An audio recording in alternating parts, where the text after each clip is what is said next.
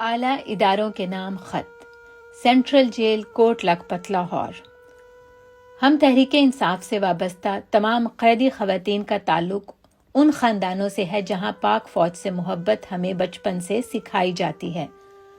ہم نے ہمیشہ ملک میں قانون کی بالادستی چاہی اور پاکستان کو ایک فلاحی ریاست بنانے کا خواب دیکھا۔ ہم نے ہمیشہ اپنی جماعت کے نظریے کی پیروی کی کہ اداروں کی عزت اور سربلندی سب سے مقدم ہے، اور اداروں کے ساتھ مل کر ہی ہم نے ملک کی ترقی کے عمل میں حصہ لینا ہے۔ ہمیں نہ تو کبھی اداروں سے ٹکراؤ کے لیے اکسایا گیا اور نہ ہی ہم میں سے کوئی کبھی ماضی میں بھی اپنی ریاست کے خلاف کسی پرتشدد کارروائی کا حصہ بنا۔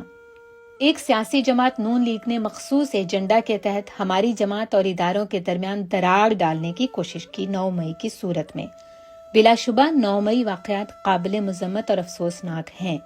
حکومت وقت نے عمران خان، ہماری جماعت اور تمام کارکنان کے خلاف پرتشدد کارروائی کو اداروں کی جانب سے کیے گئے اقدام کا تاثر دیا۔ ہم رنجیدہ تھے اور لاہور کینٹ پرامن احتجاج کے لیے گئے تھے۔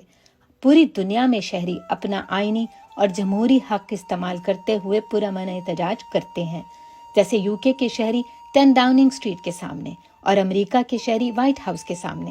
ایسے ہی ہم بھی رنجیدہ ہوتے ہوئے گئے، مگر کسی پرتشدد کارروائی کے ارادے سے وہاں کا رخ نہیں کیا تھا۔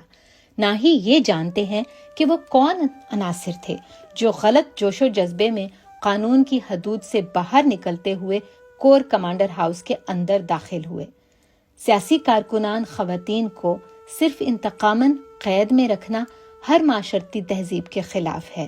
تعجب کی بات ہے کہ صرف پنجاب میں ہی خواتین کو گرفتار کر کے مہینوں سے جیل میں رکھا گیا ہے، جبکہ احتجاج پورے ملک میں ہوئے تھے۔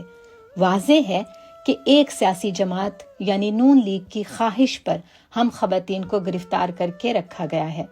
خواتین PTI کی ایک بڑی قوت ہیں، اسی لیے سیاسی میدان میں آئینی اور جمہوری طریقے سے ہمارا مقابلہ کرنے کے بجائے اس جماعت نے ریاستی اداروں کا غلط استعمال کر کے ہمیں قید میں رکھا ہوا ہے تاکہ یہ اپنی جیت یقینی بنا سکیں۔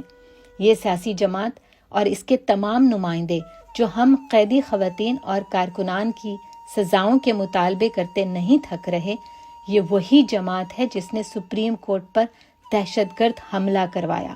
یہ وہی جماعت ہے جس نے chief of army staff Pervez Musharraf کے طیارے کو، جبکہ اس طیارے میں 187 معصوم پاکستانی بالخصوص بچے بھی شامل تھے، دشمن ملک اتارنے کی کوشش کی۔ اس وقت اس حادثے کے تانے بانے انڈیا سے کیوں نہ جوڑے گئے؟ کیوں تحقیقات نہ ہوئیں؟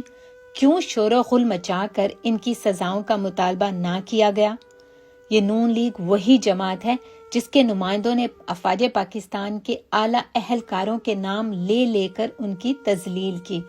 اس جماعت کے پارلیمانی نمائندوں نے پارلیمان میں کھڑے ہو کر پاک فوج کو پاکستان پر بوجھ کہا۔ یہ تک کہا گیا کہ پاک فوج نے کوئی جنگ نہیں جیتی اور عوام کی بوٹیاں ان کی ہڈیوں سے کھینچ کر کھائی ہیں۔ اسی جماعت کے سربراہان نے وردی کے پیچھے دہشت گردی کا نعرہ لگوایا تھا۔ وہ تھی شہداء کی تذلیل، وہ تھی پاک فوج کی تذلیل کی کوشش، اور یہ سب کرنے اور کہنے والے پھر سے اعلیٰ عہدوں پر موجود ہیں اور محب وطن ہونے کی باتیں کر رہے ہیں۔ بلا شبہ 9 مئی ایک برا واقعہ گزرنے کی تاریخ ہے، مگر نون لیگ نے اس واقعے کو سیاسی کارڈ کے طور پر کھیلتے ہوئے بے گناہوں کو جیل میں مہینوں سے ڈال رکھا ہے۔ انہیں باغی، ملک دشمن اور دہشت گرد کہنا شروع کر دیا ہے۔ یہ ظلم ہے۔ ملک کے اصل دشمن یہ سیاسی جماعت نون لیگ ہے۔ ماضی کسی سے ڈھکا چھپا نہیں اور ان کی تمام تر چیزیں آن ریکارڈ ہیں، صرف شفاف تحقیقات کی ضرورت ہے۔ اداروں سے اپیل ہے ہمیں اس جماعت کے رچائے گئے تماشے اور ظلم کا نشانہ نہ بننے دیا جائے۔ ہمارے آئینی اور جمہوری حقوق کو یقینی بنایا جائے اور اس جماعت کو غیر آئینی، غیر جمہوری اقدام سے روکا جائے۔ ہم اسی ملک کی بیٹیاں ہیں۔ ہماری عزت و وقار پاکستان کی عزت و وقار سے منسلک ہے۔ ہمارے آئینی جمہوری حقوق، بالخصوص ہمارے دین کے مطابق ہمارے حقوق کو ملحوظ خاطر رکھتے ہوئے ہمیں رہا کیا جائے۔ ہمیں ہمارے گھروں کو واپس جانے دیا جائے۔ ہم نے ہمیشہ فوج کو محافظ سنا اور مانا، تو ہم محافظوں سے، اداروں سے مثبت رد عمل کی امید کرتے ہیں، کیونکہ ریاست شاید ماں جیسی ہوتی ہے۔